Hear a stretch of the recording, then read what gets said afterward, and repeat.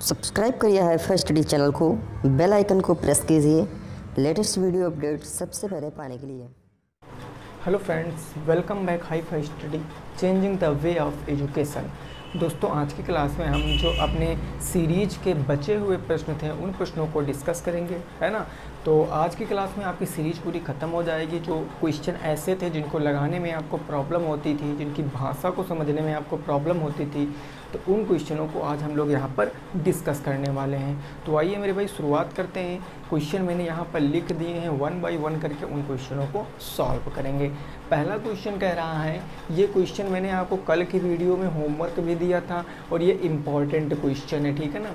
Question कह रहा है कि समबाहु त्रिभुज का क्षेत्रफल बताना है। ये ऐसे चित्र बना है, समबाहु त्रिभुज का क्षेत्रफल बताना है और ऊंचाई इसकी दी गई है 3√3 सेंटीमीटर। तो इस चित्र का आपको क्या बताना है, एरिया बताना है। ये जो एडी भुजा है ये हाइट है इस त्रिभुज की और जिसकी लंबाई कितनी दी है 3√3, इसकी लंबाई दी है 3√3 सेंटीमीटर। तो अब आप मेरी बातों को समझना। जैसे मैंने कहा भाई ये समबाहु त्रिभुज है। समबाहु का मतलब क्या होता है, ऐसा त्रिभुज जिसकी सारी भुजाएं बराबर होती हैं, वो आपका समबाहु त्रिभुज होता है। ये नाम जो दिया है ए, बी और सी, ये एक समबाहु त्रिभुज है। अगर मैं कह दूं ये कितने सेंटीमीटर, तो हमने माना ये x सेंटीमीटर और यह भी x सेंटीमीटर, यह भी कितना हो जाएगा x सेंटीमीटर। कैसे हो जाएगा, क्योंकि जब आप मानोगे किसी एक भुजा को तो तीनों भुजाएं आपस में बराबर होंगी, ऐसा क्वेश्चन कह रहा है। क्योंकि ये समबाहु त्रिभुज है, ये समबाहु त्रिभुज है ना। अब कहा गया है क्वेश्चन में कहा गया इसकी हाइट है, हाइट मतलब एडी, तो ये एडी है। तो यहाँ हाइट भाई कितनी है, हाइट का मतलब क्या होता है भाई, हाइट का मतलब क्या, अगर ये पूरी भुजा, ये तीनों भुजाएं बराबर हैं, अगर आप पॉइंट ए से, वर्टेक्स ए से अगर आप BC पर परपेंडिकुलर यानी कि लंब डालोगे तो ये BC को 2 बराबर भागों में विभाजित करेगा। यानी ये अगर पूरी x है, अगर BC पूरी x है और यहाँ जो पॉइंट D है ये 2 भुजाओं में विभाजित हो गया ना, यानी यह भी x/2 सेंटीमीटर होगा और यह भी x/2 सेंटीमीटर होगा। ऐसा क्यों है, मान लिया ये भुजा हमारी क्या है भाई 6 सेंटीमीटर है और आप एक पॉइंट से लंब डाल रहे हो जो कि एक आपका समबाहु त्रिभुज है, यानी ये भुजा इसके बराबर, ये सारी बराबर होंगी ना। यहाँ से आप लंब डालोगे तो इसको 2 बराबर में भागों में डिवाइड करेगा, 3 और 3 में, तभी ना 6 होगा। और यहाँ जब x था तो ये 2 भागों में डिवाइड कर दिया, x/2 और x/2 हो गया। अब आप मेरी बातों को समझना, यहाँ पर AD की लंबाई दी है, ये हाइट है ना, और हाइट कितनी है 3√3 सेंटीमीटर, 3√3 सेंटीमीटर आपको हाइट दी गई है। अब यहाँ से आप देखो एक आपका राइट एंगल ट्रायंगल बन रहा है, समकोण त्रिभुज।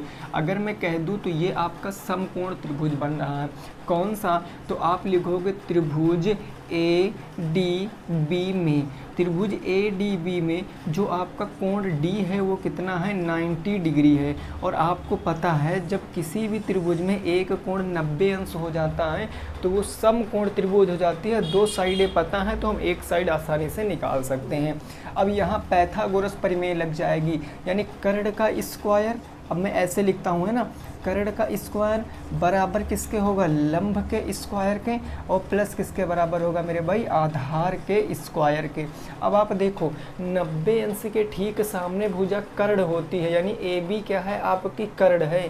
तो यहाँ पर ये हो जाएगा x का स्क्वायर बराबर लंब, ये लंब हो गई ना AD लंब हो गई तो 3√3 का स्क्वायर हो जाएगा, 3√3 का स्क्वायर हो गया, और प्लस आधार, आधार अभी पूरा नहीं लेना आपको, आपने यहाँ से BD तक ट्रायंगल लिया ना, तो ये आधार कितना x/2, तो ये x/2 का होल स्क्वायर हो जाएगा। इतनी बात आप समझ चुके होंगे।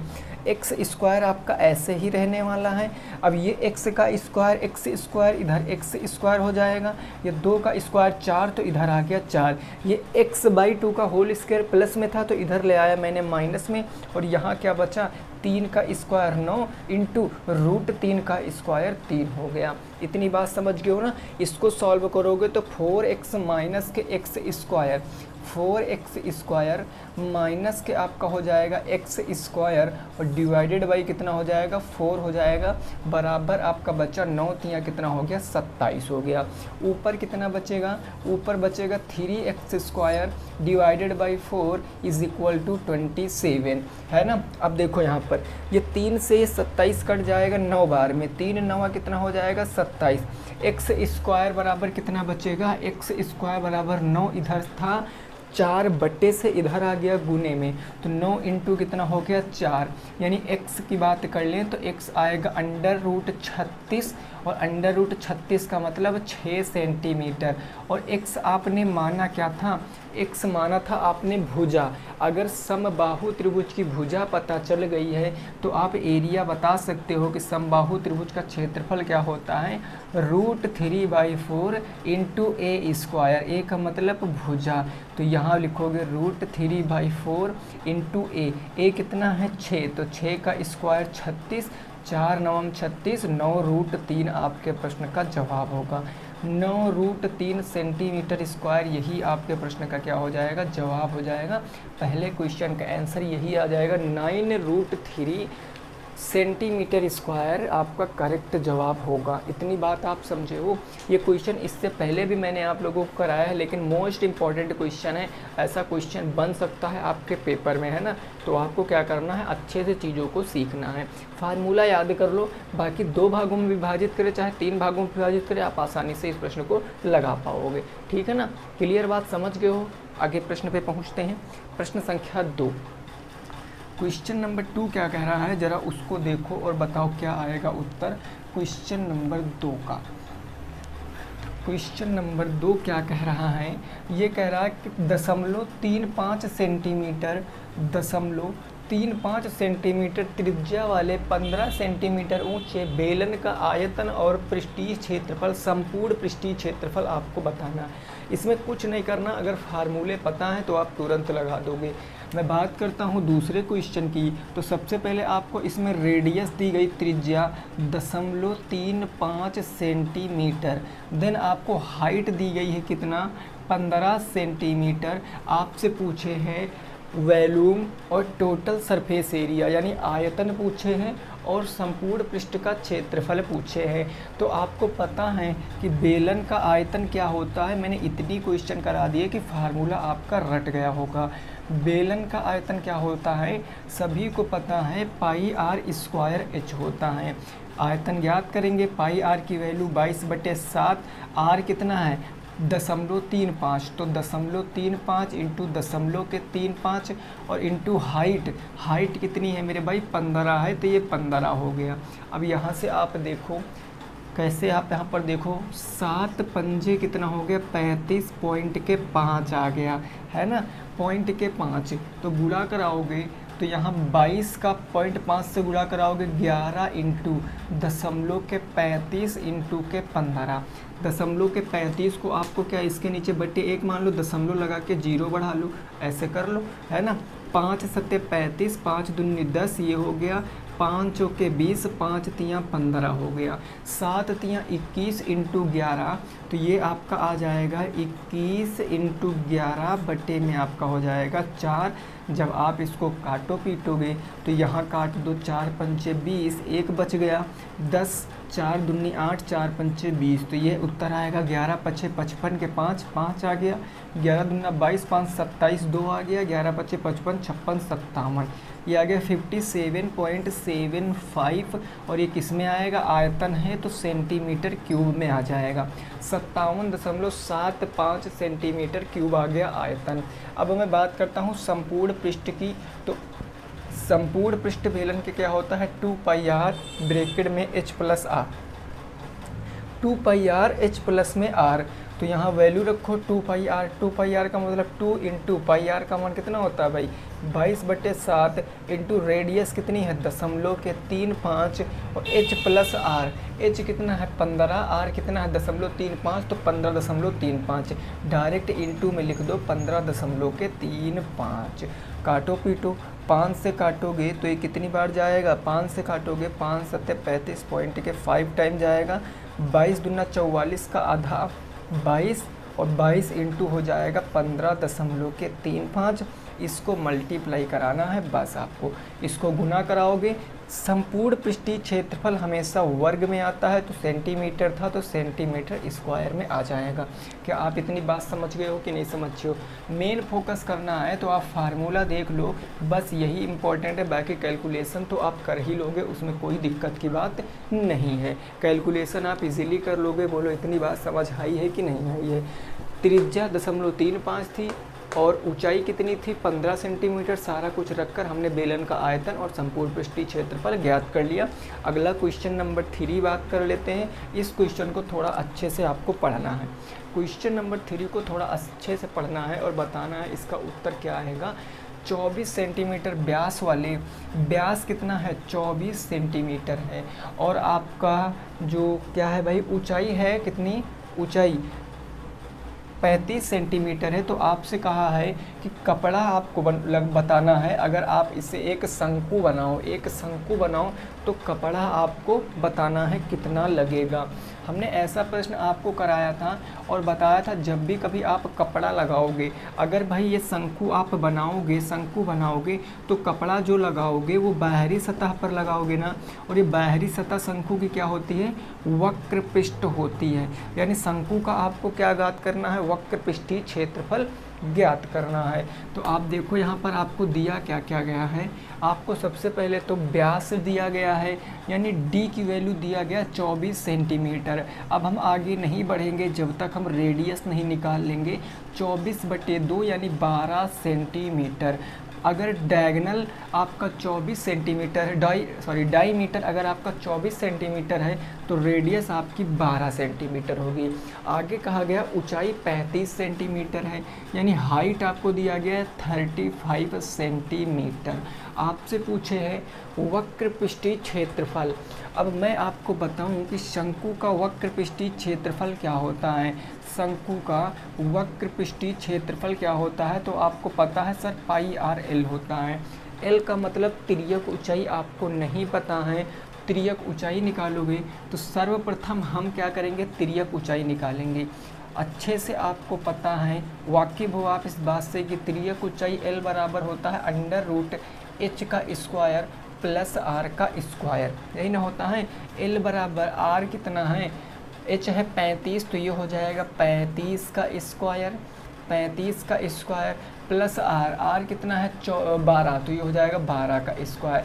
वैसे आपको पता है कि जब इसको आप सॉल्व करोगे तो l बराबर कितना आएगा? 37 सेंटीमीटर आएगा, क्योंकि ये एक ट्रिपलेट होता है 12, 35, 37। ये एक ट्रिपलेट होता है। जब इसको आप हल करोगे तो आपका 37 सेंटीमीटर आ जाएगा। ये एक ट्रिपलेट है, इस बात को याद रखना। तो l कितना आ गया? 37 सेंटीमीटर। अब आपको शंकु का वक्र पृष्ठीय क्षेत्रफल बताना था। πr का मान हो गया 22/7 इंटू r का मान कितना है? r का मान मेरे भाई है 12, ये हो गया 12। और यहाँ पर l का मान कितना है? 37, तो ये हो गया 37। ये कितना हो गया? 37 है ना।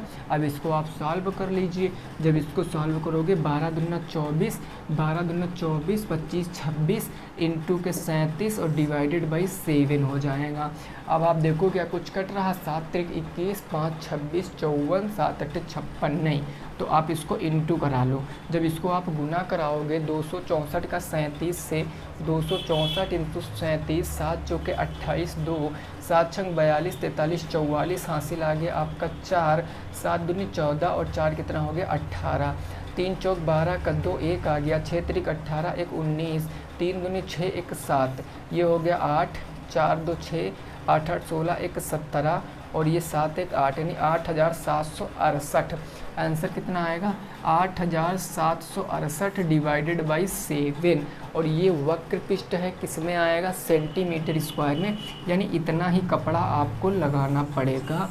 जब आप उसमें कपड़ा लगाओगे तो कितना लगाओगे? 8768/7 सेंटीमीटर स्क्वायर। ये आपका उत्तर होगा। बात समझे भाई? ये क्या हो जाएगा? आपके प्रश्न का उत्तर हो जाएगा। बोलो क्या समझ में आया है? इतनी बात क्या आपके समझ में आई है मेरे भाई?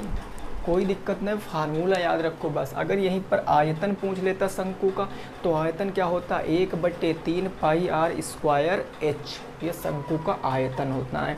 अगर शंकु का पृष्ठीय क्षेत्रफल पूछता तो पाई आर एच प्लस आर, ठीक है ना, ये बात समझ गए हो ना। चलिए अगला क्वेश्चन नंबर 4, प्रश्न संख्या 4 क्या है जरा उसको देखो और बताओ क्या आएगा उत्तर क्वेश्चन नंबर 4 का। क्वेश्चन नंबर 4 कह रहा है कि एक व्यक्ति को कुल धन का 3/8 भाग, ये बढ़िया क्वेश्चन है, शेयर और लाभांश का क्वेश्चन है। एक व्यक्ति को कुल धन का 3/8 भाग मिला, दूसरे शेयरधारी को शेष धन का 3/8 भाग मिला। यदि दोनों के भागों का अंतर 36 हो तो वह धन बताना है। अब इस प्रश्न में आपको करना क्या है जरा वो बात को समझना। मैंने माना कि वह धन क्या है, मैंने कहा कि x रुपए धन है, x मान लिया। तो क्वेश्चन कह रहा है कि पहले शेयरधारी को कुल धन का 3/8, अगर मैं पहले शेयरधारी की बात करूं, अगर मैं पहले व्यक्ति की बात करूं तो पहला व्यक्ति कुल धन है x, इसका कितना पा रहा है 3/8 पा रहा, यानी कितना हो जाएगा 3x/8 हो जाएगा। ये बात आप समझ गए कि पहला व्यक्ति कुल धन का 3x/8 रुपये पाता है। आगे बात कह रहा है कि दूसरा शेयरधारी शेष धन का, मतलब जो आपका रिमेनिंग अमाउंट है, जो बचा हुआ धन है उस धन का। तो धन कैसे बचेगा, आप देखो धन कैसे बचेगा, शेष धन, भाई टोटल धन आपके पास x था और यहाँ पर कितना 3/8 है ना मेरे भाई, हाँ यहाँ पर कितना धन आपने एक शेयरधारी को दे दिया 3x/8x, तो ये 8x माइनस 3x यानी 5x/8, ये शेष धन बचा। ये क्या बचा, शेष धन बचा। और दूसरे व्यक्ति को, दूसरे शेयरधारी को 30 से जो आपके शेष धन है उस धन का कितना मिल रहा है, तो 5x/8 दूसरे शेयरधारी को शेष धन का 3/8 मिल रहा है ना, तो 3/8 इनका भी दे दो 3/8, यानी ये हो जाएगा 5 × 15x बटे के 8 × 64, यानी कि ये मेरे भाई आपका पहले व्यक्ति का था, ये दूसरे व्यक्ति का। धन आपको पता चल गया ना। अब आपसे कहा है इन दोनों के भागों का अंतर आपको निकालना है। अंतर जब दिया गया है तो पहले व्यक्ति को मिला था 3x/8 माइनस दूसरे व्यक्ति को मिला है 15x बटे के 64, और इनका अंतर कितना दिया है क्वेश्चन में 36 रुपये है, तो इनका अंतर कितना हो गया 36। इस बात को समझ गए। माइनस है, इधर 64 है, इधर 8 है, तो हर बराबर करेंगे, 8 से इधर भी गुना करेंगे, 8 से इधर भी गुना करेंगे, यानी ऊपर हो जाएगा 8 × 24x माइनस के हो जाएगा 15x बटे, अब 64 हर बराबर है तो एक हर हम ले सकते हैं, और बराबर उधर कितना चला जाएगा 36 आ गया। इस बात को समझ गए हो आप, कोई दिक्कत नहीं ना। अब इधर देखो, अब इधर चीज़ों को समझो भाई। 24x से 15x चला जाएगा, 14 में से 15 जाएगा तो कितना बचेगा 8 × 5 = 14, 8 कितना हो जाएगा भाई 9 × 5 = 14, ठीक है ना। 9 बच जाएगा, 9x ऊपर बच जाएगा आपका 9x बराबर की कितना बचेगा 36 इंटू ये आपका 64 इधर आ जाएगा गुने में, ये 64 इधर आ गया। भाई देखो 9x कहाँ से बचा, अगर 24x से 15x घटाएंगे तो 9x बचेगा, या यूँ समझ लो 15 में अगर 9 जोड़ेंगे तो 24x आएगा। बात क्लियर हो गई ना। तो अगर मैं x की वैल्यू निकाल लूँ, यही हमारा धन है क्योंकि धन हमने यही माना था, तो हम x की वैल्यू निकालेंगे तो ये हो जाएगा 36 इंटू 64 बटे के आ जाएगा 9, और 9 चौके हो जाएगा 36, यानी x की वैल्यू 4 चौके 16 1 आ गया, और 6 चौके 24 1 25, यानी कितना रुपया था 256 रुपया, इतना रुपया बटना था। 256 आपका सही जवाब है, इतना ही पैसा बटना था। फिर से समझो, मैं क्वेश्चन बता रहा हूँ भाई। कुल धन हमें पता नहीं था, हमने x रुपये माना, तो पहले व्यक्ति को x का 3/8 मिला, यानी 3x/8।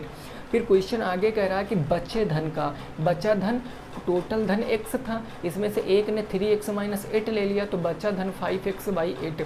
अब दूसरे व्यक्ति को जो बचा धन है उसका 3/8, तो 5 × 15 8 × 64 ये हो गया। अंतर दोनों का 36 हो गया, 24x - 15x 9x 9 चौके 36, और 64 इंटू के 4 कर देंगे तो 256 आपका सही जवाब आ जाएगा। बोलो बात समझ में आई है कि नहीं आई। ये चीज़ आपकी समझ में इम्पॉर्टेंट क्वेश्चन है मेरे भाई, ऐसा क्वेश्चन आएगा जरूर शेयर और लाभांश का आपके जो पेपर में है ना, तो इस बात को जरूर याद रखना। पहुँचे अगले प्रश्न पे, क्वेश्चन नंबर 5 पर। चलो देखो क्वेश्चन नंबर 5 क्या कह रहा है, ज़रा उसको समझो।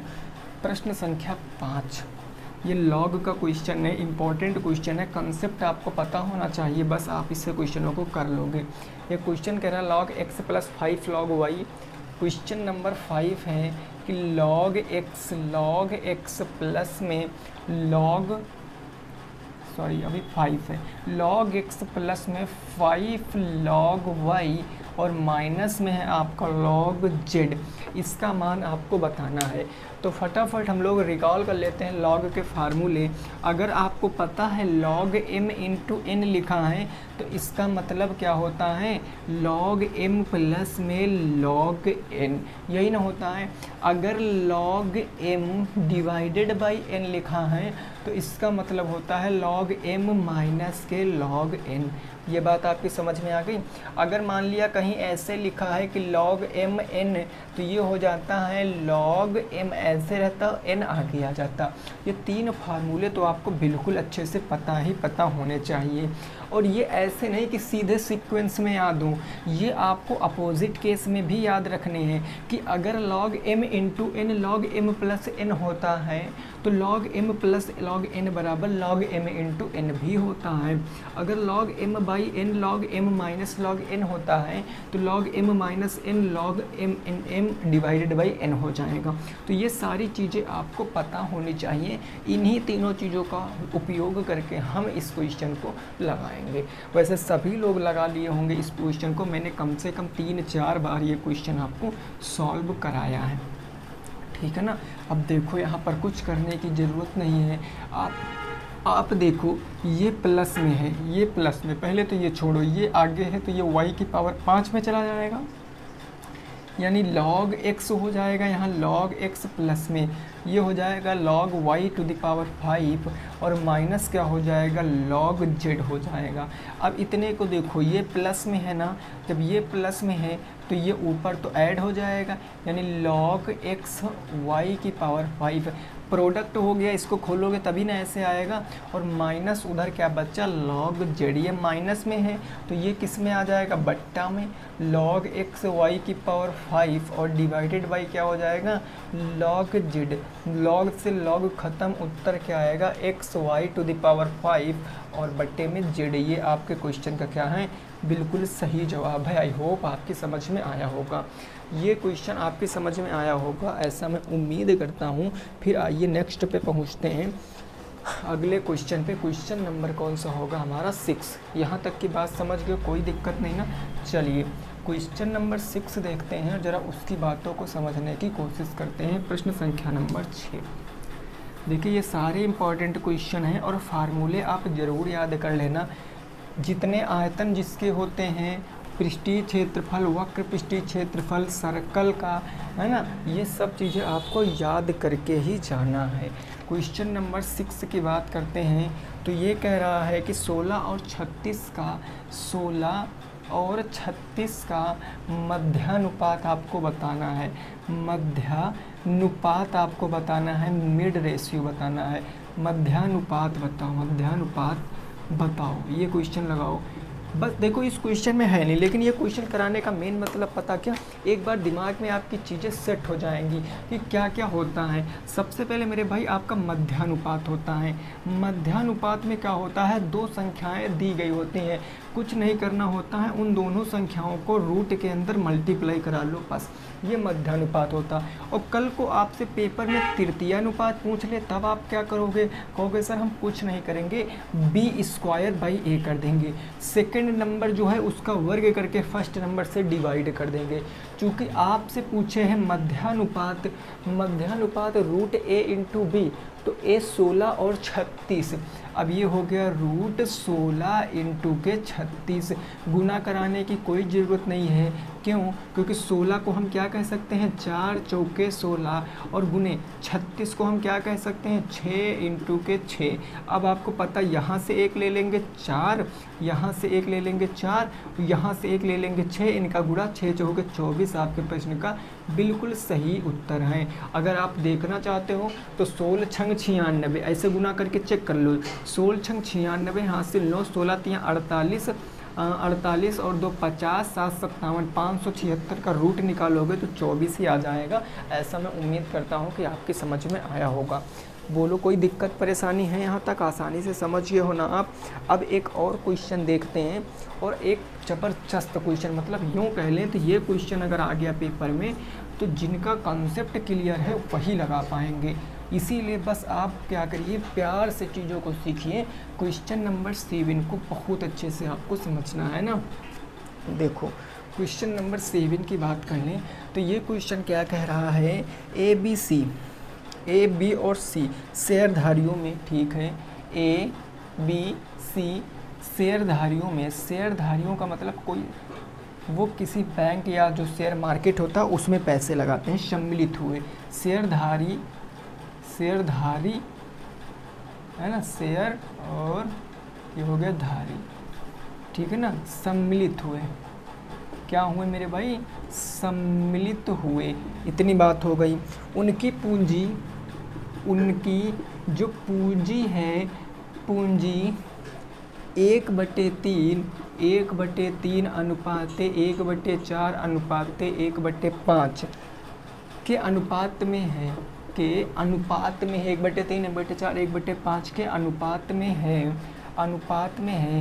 यदि ए 4 महीने के अंत में, यदि ए 4 महीने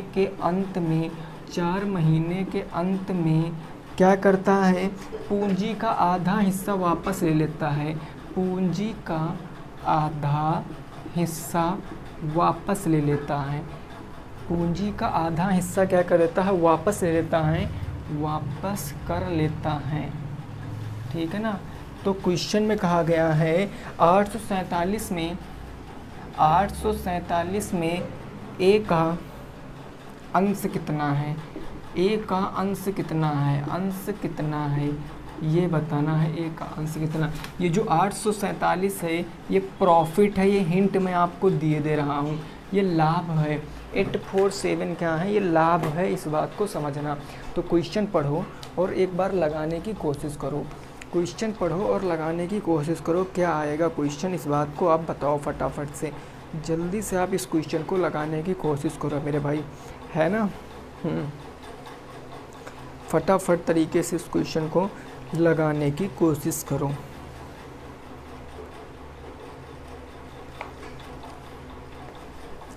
चलो देखो, कुछ यहाँ पर करना नहीं मेरे भाई, मैंने आपको क्या क्या बताया।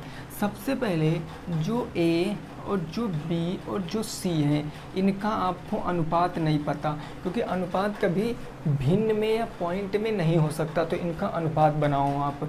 1/3, 1/4 और 1/5। अनुपात ऐसे कैसे बनाना सिखाया मैंने, 3 4 5 का एलसीएम, 4 3 7 4 3 12 5 60, 60 से इसमें भी इंटू करा दो, 60 से इसमें भी करा दो, 60 से इसमें भी, 3 से काटोगे 3 दूनी 6 20, 4 से काटोगे तो 15, 5 से काटोगे तो 12, यानी ए बी सी का रेशियो कितना आ गया, 12 आ गया। अब इस बात को इधर समझना है आपको, ए हैं, बी हैं और सी हैं, इनके जो इन्वेस्टमेंट का रेशियो है, इन्वेस्टमेंट का रेशियो मतलब क्या, इनके जो निवेश का अनुपात है, इन्होंने पूंजी इसी अनुपात में तो निवेश की है, 20 15 और 12, तो ये हो गया 20:15:12। इन्वेस्टमेंट के बाद क्या आता है, टाइम आता है, समय, समय का अनुपात क्या है। अब इसमें कुछ लोग दिक्कत में पड़ जाएंगे कि केवल समय हमें ए का पता है कि 4 महीने के अंत में। मेरे भाई हमेशा जब भी कभी आपको एंडिंग टाइम ना दिया हो, ख़त्म होने वाला समय ना दिया हो, उस केस में हमेशा आप आप क्या करोगे, 1 साल ही मानोगे, वो भी मंथ में। 1 साल का मतलब 12 महीने में आप कैलकुलेट करोगे। और इस पर बहुत सारे क्वेश्चन बनते हैं जिसमें टाइम आपको मेंशन नहीं किया होता है, तो टाइम आपको अपने आप से समझ लेना है कि प्रॉफिट जो होगा हमेशा 1 साल पे बटेगा। अगर 1 साल के ऊपर की बात करेगा तो आपको टाइम देगा कि 2 साल बाद, 3 साल बाद, 5 साल बाद, तब आपको ज़रूर समय देगा। लेकिन अगर समय नहीं दिया है तो जाहिर सी बात है आपको क्या करना है, आपको मेरे भाई वहाँ पर 12 मंथ लेकर ही कैलकुलेट करना है। अब इस बात को आप समझो, इस बात को आप समझो, मैंने लिख दिया यहाँ पर टाइम, यहाँ पर यानी ए के 4 महीने के अंत में पूंजी का आधा हिस्सा वापस ले लिया, मतलब ए ने 4 महीने तक तो ये लगाया ही लगाया होगा, यानी ए ने 20 की पूंजी 4 महीने तक तो लगाया ही लगाया होगा ना, अरे भूलो ज़रा, लगाया होगा ना। फिर उसने क्या किया, 4 महीने बाद उसने क्या किया, आधी पूंजी वापस ले लिया।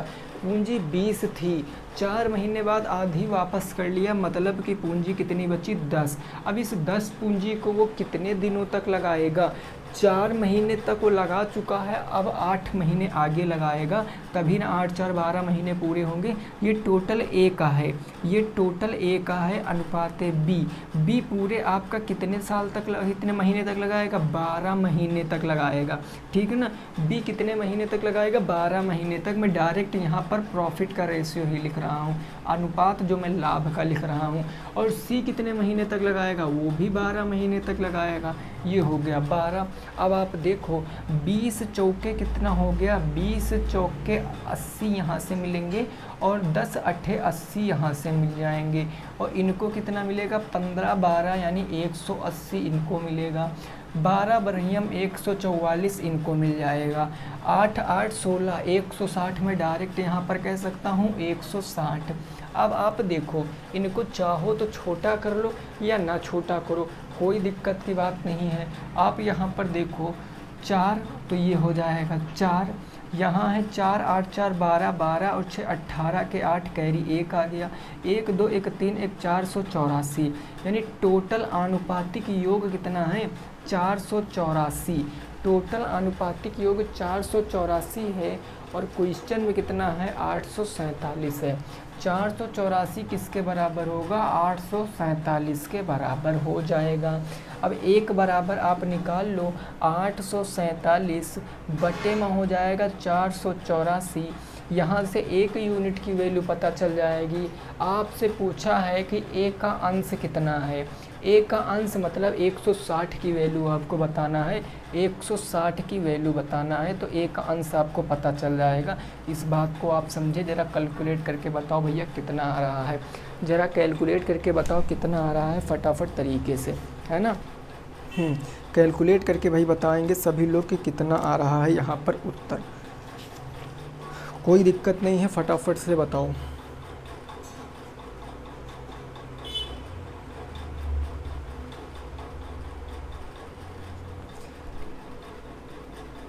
चलिए, तो जिनका भी उत्तर मेरे भाई 280 आ रहा है वो बिल्कुल करेक्ट है, 280 आएगा जब इसको आप सॉल्व कर दोगे। भाई छोटा कर लेना, छोटा करने के बाद गुणा करा देना, तो 280 आपका उत्तर आ जाएगा। बस ये बात आपको समझनी थी यहाँ पर, जो आप समझ चुके हैं, ये बात समझनी थी जो आप समझ चुके हैं। और ये सारे क्वेश्चन आपके बुक के ही हैं, ये सारे क्वेश्चन मेरे भाई आपके कहाँ के हैं, बुक के हैं, कहीं अलग के ये क्वेश्चन नहीं हैं। ठीक है, समझ गए हो ना। चलिए आगे देखते हैं अगला क्वेश्चन, क्वेश्चन नंबर 8, प्रश्न संख्या 8।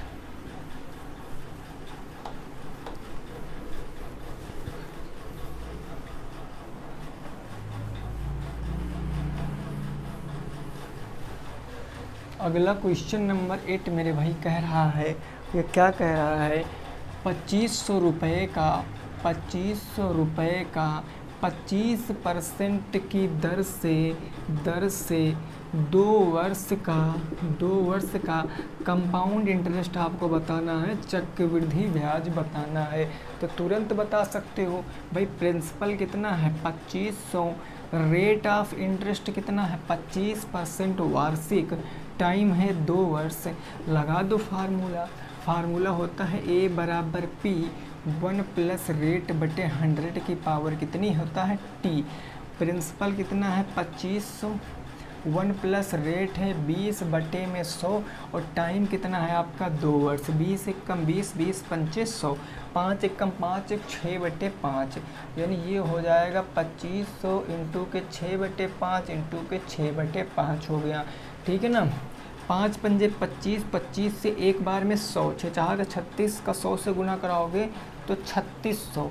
ये आ गया आपका कंपाउंड मिश्र धन, ये चक्रवृद्धि मिश्र धन आ गया।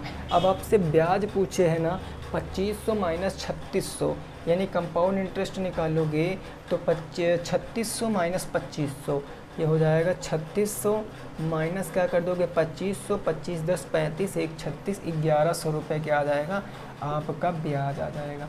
1100 रुपये क्या आ जाएगा आपका ब्याज आ जाएगा। बात समझ में आई?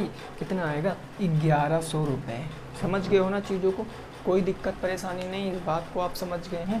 चलो भाई ठीक है, यहाँ तक की बात आपकी समझ में आ गई होगी, है ना। तो देखो कुछ आपको ये सब सारी चीज़ें पता होनी चाहिए कि कंपाउंड इंटरेस्ट का फार्मूला कहाँ लगाएंगे, सिंपल इंटरेस्ट का फार्मूला कहाँ लगाएंगे, ये सारी चीज़ें आपको पता होनी चाहिए, है ना। आगे क्वेश्चन पे पहुँचे भाई, क्वेश्चन नंबर 9 पर। प्रश्न संख्या 9 क्या है ज़रा उसको समझो।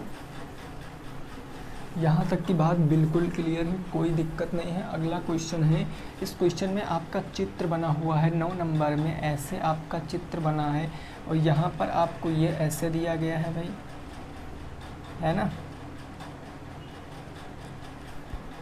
ठीक है ना, ये ऐसे दिया गया है और ये आपको क्या है, ये चतुर्थांश है। ऐसे अगर मैं नाम दे दूँ A, B और C, मैंने नाम दे दिया और रेडियस मैंने कहा है 7 सेंटीमीटर, ये क्वेश्चन है। तो क्वेश्चन कह रहा है कि निम्न चतुर्थांश का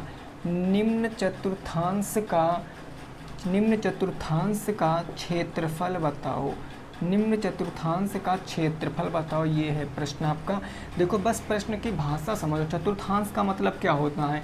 चतुर्थांश का मतलब देखो, क्षेत्रफल तो आप बता दोगे, त्रिज्यखंड का क्षेत्रफल क्या होता है आप अच्छे से वाकिफ हो कि त्रिज्यखंड का क्षेत्रफल क्या होता है, what is the area of त्रिज्यखंड, तो आपको पता है ये होता है pi r square into theta बटे 360।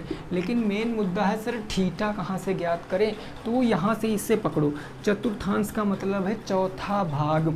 अगर ये पूरा वृत्त होता है, ये पूरा एंगल 360 डिग्री का होता है, इसके 4 बराबर भाग करोगे तो किसी एक चतुर्थांश का कोण 90 डिग्री नहीं होगा, क्योंकि ये 90 होगा, ये 90 होगा, ये 90, ये 90, तभी ना 9 चौके 36 360। यानी चतुर्थांश में जो हमारा थीटा होगा वो कितना होगा 90 डिग्री होगा।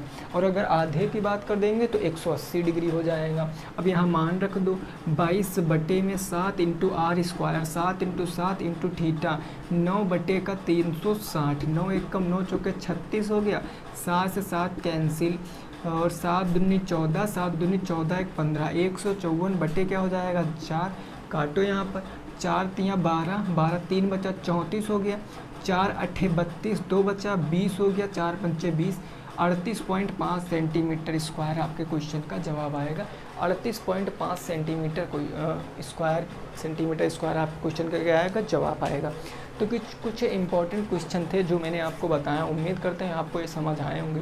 समझ आए तो वीडियो को लाइक कीजिए, चैनल को सब्सक्राइब कीजिए और तैयारी आपकी बेहतर हो चुकी होगी क्योंकि इतनी क्लासें आप लोग कर चुके हो, है ना। तो चलिए ठीक है, मिलेंगे फिर नेक्स्ट क्लास में। जय हिंद, जय भारत और वंदे मातरम।